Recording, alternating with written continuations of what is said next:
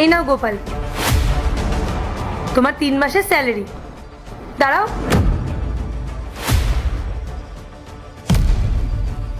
আগে কিছু হিসাব তো হয়ে যাক, তারপরে তুমি এই টাকাগুলো নিয়ে যেতে পারবে। হিসাব? কিসের হিসাব ম্যাডাম? স্নেহা, ওর হিসাবগুলো করো। হ্যাঁ ম্যাম। ম্যাম, ওর 1 মাসের স্যালারি 10,000 টাকা, আর 3 মাসের স্যালারি তাহলে 30,000 টাকা হচ্ছে। কিন্তু ম্যাডাম, আপনার সাথে যখন আমার কথা হয়েছিল তখন আপনি বলেছিলেন আমার মাইনে নাকি 16,000 টাকা, কিন্তু আপনি এখন বলছেন 10,000 টাকা। আমি কিছু বুঝতে পারছি না ম্যাডাম। গোপাল, তুমি এটা কি ধরনের কথা বলছো? তুমি যেদিন আমার অফিসে প্রথম জয়েন করলে, আমি সেদিনই তোমায় বলে দিয়েছিলাম যে তোমার স্যালারি মাত্র 10,000 টাকা, আর তুমি এখন বলছো 16,000 টাকা।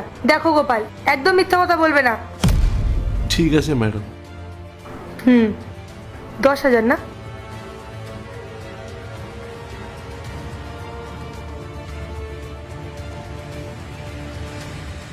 এই যে তোমার 30,000 টাকা। তারপর বলো। হ্যাঁ ম্যাম, ও প্রতি মাসে সানডে করে ছুটি নিয়েছে। প্রতি মাসে 4টে সানডে থাকে, তাই 3 মাসে 12টা। এই 12টা সানডের টাকা কাটা হবে। প্রতিটা সানডে 500 টাকা করে ধরলে 12টা সানডে 6,000 টাকা। কিন্তু ম্যাডাম, সব কোম্পানিতে সানডেতে ছুটি পাওয়া যায়। আমি আগে যেখানে কাজ করতাম সেখানেও আমাকে সানডেতে ছুটি দিত। আর ম্যাডাম, এখানে আপনি আমাদের সানডে ছুটির জন্য আপনি আমাদের টাকা কাটছেন। আপনি যদি এইভাবে সব টাকা কেটে নেন তাহলে তো আমার সব স্যালারি চলে যাবে। শোনো গোপাল, তুমি তোমার আগের কোম্পানিতে কিভাবে কাজ করতে, কোন রুলসে কাজ করতে, সেসবে আমার কিচ্ছু যায় আসে না। আর হ্যাঁ, তুমি যে ওভারটাইম করেছো তাতেও আমার কিছু যায় আসে না। আর তুমি কি জানতে না যে আমাদের কোম্পানিতে সানডেতেও অফিসে আসতে হয়? আর যারা সানডেতে কাজে আসে না তাদের স্যালারি থেকে টাকা কাটা হয়, তাই তোমারও টাকা কাটা যাবে। বুঝতে পেরেছো? ঠিক আছে ম্যাডাম, আপনি টাকা কেটে নিন।